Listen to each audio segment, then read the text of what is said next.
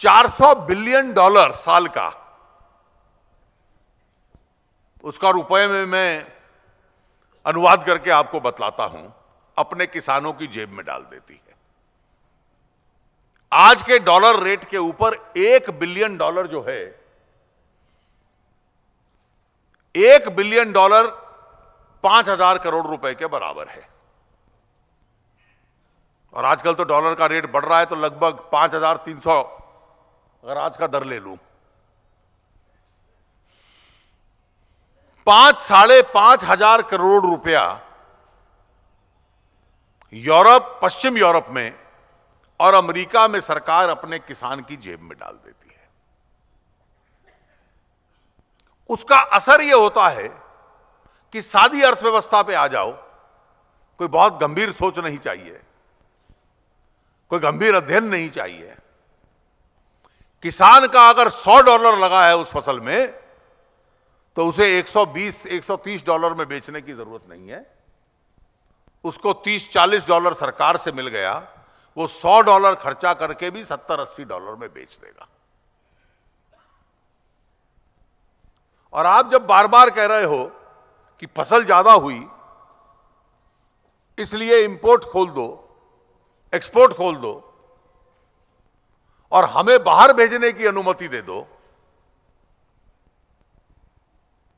आपने एक्सपोर्ट बंद क्यों किया? तो आपके बिजली की दर पे, आपके बीज की कीमत पे, पानी की सुविधा पे, फर्टिलाइजर की सुविधा पे, मान लो आपके किसान ने भी $100 पे कर लिया, 100 में नहीं कर पाएगा, शायद 110 में कर पाएगा। और बिना सब्सिडी वाला वो किसान, अगर उसमें यातायात की कीमत भी लगा दी जाए, तो उस $70 के मुकाबले में, $80 के मुकाबले में $120 में बेचने जाएगा। जब 120 में बेचेगा तो रकम वसूल होगी, उससे ज्यादा में बेचेगा तो थोड़ा सा मुनाफा आ जाएगा। और इसलिए हमारा किसान जाकर उसका मुकाबला नहीं कर सकता। मैं हमेशा अमेरिका के और यूरोप के जो प्रतिनिधि आते थे उनको कहता था कि हमारा छोटा किसान, स्मॉल और सब्सिस्टेंस फार्मर, यह बराबरी की लड़ाई नहीं है, यह लेवल प्लेइंग फील्ड नहीं है। हमारे किसान की मुकाबला, प्रतिस्पर्धा आपके किसान के साथ नहीं है। हमारे किसान की प्रतिस्पर्धा आपके वित्त मंत्री के साथ है। भारत का किसान अमेरिका और यूरोप के वित्त मंत्री के साथ मुकाबला करता है कि उनका वित्त मंत्री कितना पैसा किसान की जेब में डाल देता है अपने, फिर उसके आधार पर यह मुकाबला होता है। और यह लड़ाई लड़ी नहीं जा सकती। अटल जी की सरकार थी तो पहली बार इस तीव्रता के साथ इस विषय को हमने बढ़ाया और यह कहा कि पूरे विश्व की अर्थव्यवस्था के संबंध में सारी ये बातचीत आगे तब तक नहीं बढ़ेगी, ये सब्सिडी देना बंद करो। लड़ाई बराबरी की होगी, उसके बाद व्यापार और व्यवसाय खुलेगा। अन्यथा बराबरी की लड़ाई नहीं होगी और व्यापार और व्यवसाय खुल जाए तो अपने देश के किसान की क्या स्थिति होगी? जितनी फसल हिंदुस्तान में उगती है वो देश में बिक जाए, अगर किसान उसको बाहर नहीं भेज पाता, कई बार भेज पाता है जब विश्व के बाजार में कमी हो, वहां कीमत बढ़ रही हो, सरकार एक्सपोर्ट को खोल दे तो हम बाहर भेज पाते हैं। लेकिन बाहर नहीं भेज पाते तो ये जो मैदानों में पड़ा होता है, जिसके लिए बोरी नहीं है, जिसके लिए गोदाम नहीं है, केवल वो सड़ता है, केवल इतना मात्र नहीं, लेकिन जब देश के बाजार में सरप्लस आ जाता है तो यहां भी बाजार नीचे बैठ जाता है। हम उनका सामान सस्ता अपने देश में आए इसको रोक सकते हैं, लेकिन उस रोकने से केवल किसान का काम नहीं चलता। उसको रोकने से हमारा सामान बाहर नहीं जा पाता। हमारा सामान देश की मंडियों में या मैदानों में पड़ा हुआ है, और जब इतनी मात्रा में सामान यहां पड़ा हुआ है तो हमारी अपने माल की कीमत नीचे गिर जाती है। तो वहां की दी हुई सब्सिडी इस देश के बाजार के अंदर मंदी लाती है। अब दूसरी कठिनाई यह है कि उसको रोकने की दृष्टि से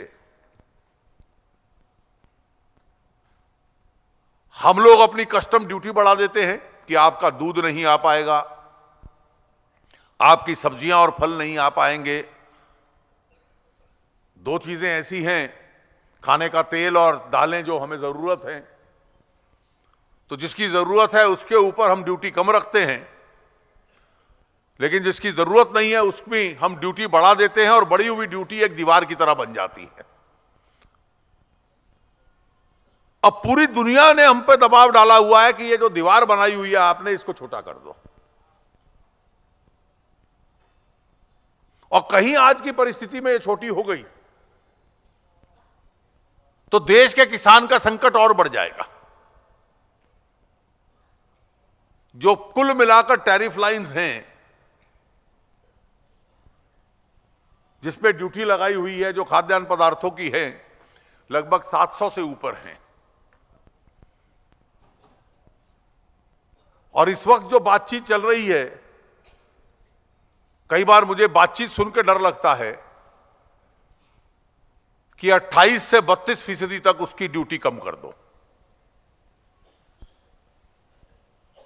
अगर 28 से 32 तक कम हो जाती है तो कम से कम 70 ऐसी फसलें होंगी जिसके ऊपर असर पड़ सकता है। किसी ना किसी तरीके से इस बार उसको बचा भी लिया। बातचीत में कुछ योजनाएं निकल आती हैं स्पेशल प्रोडक्ट्स की, और कुछ सेफगार्ड्स होते हैं उसकी। तो जब दोहा के बाद अगले दौर में बातचीत होगी और दूसरी बार 20-30% कम हो गई इसी फॉर्मूला पे, तो लाखों नहीं करोड़ों की मात्रा में किसानों के ऊपर असर पड़ेगा। हमने श्रीलंका के साथ एक फ्री ट्रेड एग्रीमेंट किया था, तो कुछ मसाले वियतनाम से श्रीलंका के रास्ते में आ गए और केरल में पहुंच गए।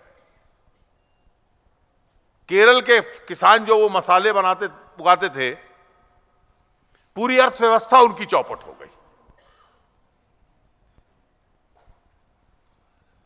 आज ये परिस्थिति है और इस परिस्थिति की जो चिंता है, ये केवल नारों से दूर नहीं होगी। मैंने इसलिए कहा था कि मैं केवल ताली बजाए लोकप्रियता की बात करें। आप किसान मोर्चा की संसद हैं, इस विषय को गंभीरता से सोचें कि ये 60% जनसंख्या इतनी कम आमदनी पे कैसे जी सकती है। कृषि की जनसंख्या को थोड़ा कम करके अन्य क्षेत्रों में भेजना पड़ेगा, कृषि की आमदनी को बढ़ाना पड़ेगा। कृषि के ऊपर जो खर्चा होता है फसल के लिए, सरकार उसमें सुविधाएं बनाए। कुछ लोग मानते हैं कि भाई आप लोग विदेशों की सब्सिडी का विरोध कर रहे हो तो भारत में कैसे होगी। विकसित देशों के लिए प्रतिबंध है, कमजोर देशों के लिए इतना प्रतिबंध नहीं है। एक विशेष प्रकार की सब्सिडी है जिसकी अंतर्राष्ट्रीय व्यापार अनुमति देता है, और उस जितनी देता है उसका 1/10वां हिस्सा भी हम लोग अपने किसान पे खर्च नहीं कर पाते।